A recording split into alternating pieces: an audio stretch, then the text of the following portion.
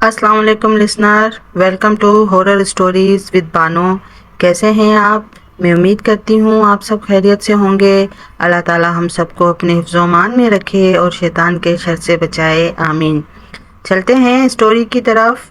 मेरा नाम मजीद है, मैं मुल्तान का रिहायशी हूँ। मेरे बड़े भाई कराची के माड़ी में रहते हैं। वो गवर्नमेंट के एक इदारे से मुंसलिक हैं। वहीं उनकी जॉब और रिहाइश है, जहां वो अपनी फैमिली के साथ रहते हैं। छुट्टियों में मैंने और कज़न ने मिलकर कराची जाने का फ़ैसला किया। हम एक हफ़्ते के लिए कराची के लिए मुल्तान से कराची बज़रिया ट्रेन रवाना हुए। सफ़र बड़ा अच्छा गुज़रा। स्टेशन पे भाभी और बच्चे लेने आए हुए थे। हमारे लिए सबसे एक्साइटेड लम्हा बोट का सफ़र था। वहाँ से आगे गवर्नमेंट की कॉलोनी में भाई का खूबसूरत सा घर था। खैर, एक दो दिन तो घूमने फिरने में लग गए। हफ्ते की रात को भाई ने समंदर के किनारे कैंपिंग का प्रोग्राम बनाया। बीच घर से नज़दीक ही था, इसलिए हम रात का खाना वगैरह खाकर निकले। कुछ खाने पीने का सामान हमने साथ ले लिया था कि अगर रात को भूख लगेगी तो हम खा लेंगे। रात तकरीबन 12 बजे हम बीच पर पहुंच चुके थे। जो लोग कराची में नहीं रहते हैं, कराची से बाहर रहते हैं, उन्हें तो मालूम ही होगा कि समंदर उनके लिए बड़ी अहमियत रखता है। उस वक्त समंदर बड़ा खूबसूरत लग रहा था। मौसम बहुत सुहाना हो रहा था। ठंडी ठंडी हवाएं चल रही थी। कज़न समंदर के किनारे ही नहाने लगे। मैं और भाई थोड़ा सा हट कर बैठे थे।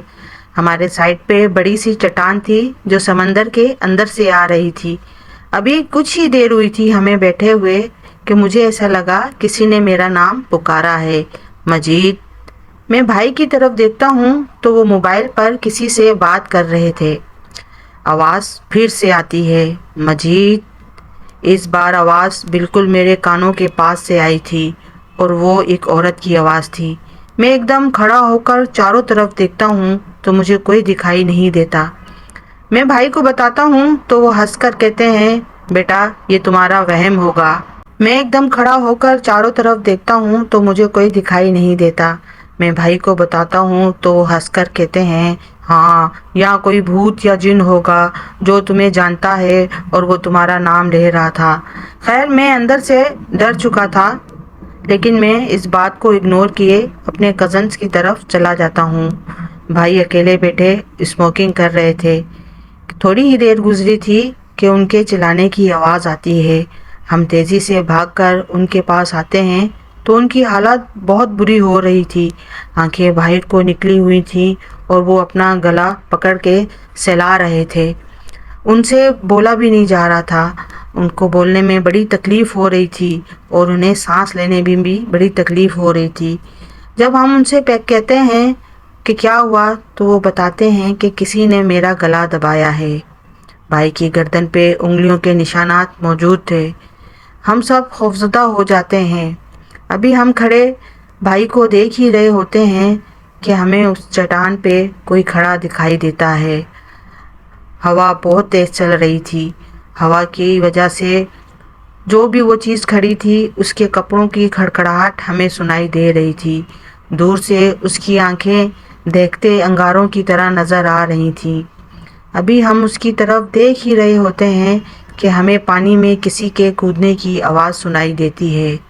चट्टान पे खड़ा वजूद वहीं मौजूद था, तो फिर पानी में कौन कूदा था? हम अभी इस बात पर गौर कर ही रहे थे कि कुछ ही लम्हों में पानी से हमें कोई निकलता दिखाई देता है। इससे पहले वो जो भी था हमारे करीब पहुंचता, हम सब गाड़ी की तरफ दौड़ना शुरू कर देते हैं। वो मखलूक हमसे पहले ही गाड़ी की छत पर मौजूद थी। वो एक भयानक शक्ल वाली औरत थी जिसकी सूरत निहायत कराहत अंगेज़ थी।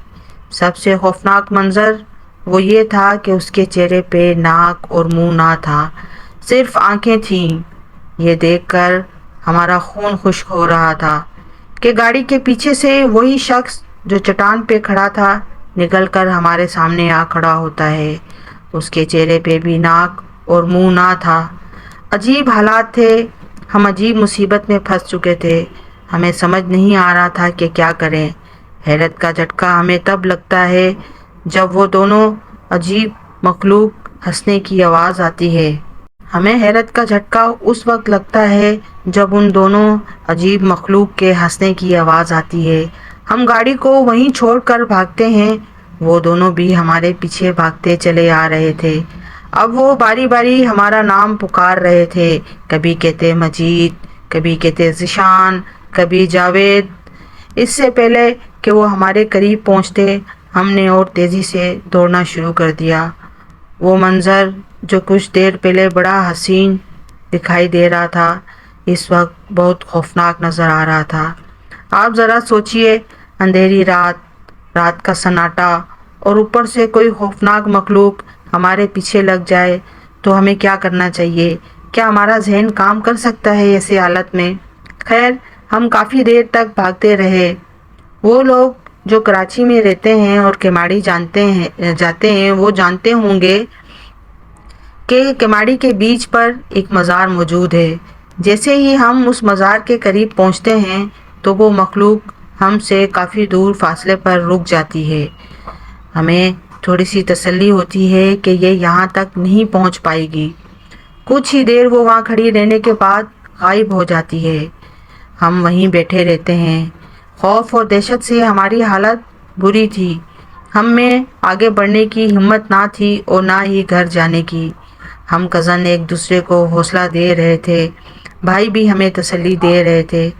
صبح کا اجالا ہونے پر ہم ڈرتے ڈرتے گھر کے لیے روانہ ہوتے ہیں۔ ہم سب کو ہی پتہ ہے کہ سمندروں ویرانوں میں یہ ہوائی مخلوقات بسیرا کرتی ہیں، مگر پھر بھی ہم انسان رات میں ان جگہوں کو پکنک پوائنٹ کے طور پر استعمال کرتے ہیں، تو یہ مخلوقات ہمیں اپنی پریزنٹ فیل کرواتی ہیں تاکہ ہم محتاط رہیں۔ تو لسنر، یہ تھی آج کی سٹوری۔ میں امید کرتی ہوں آپ سب کو پسند آئی ہوگی۔ And thank you for supporting me. آپ کا ایک لائک اور سبسکرائب میرا حوصلہ بڑھاتا ہے، مجھے میری محنت وصول ہو جاتی ہے۔ پلیز میرے چینل کو لائک کریں، شیئر کریں اور سبسکرائب کریں۔ اللہ حافظ، دعاؤں میں یاد رکھیے گا۔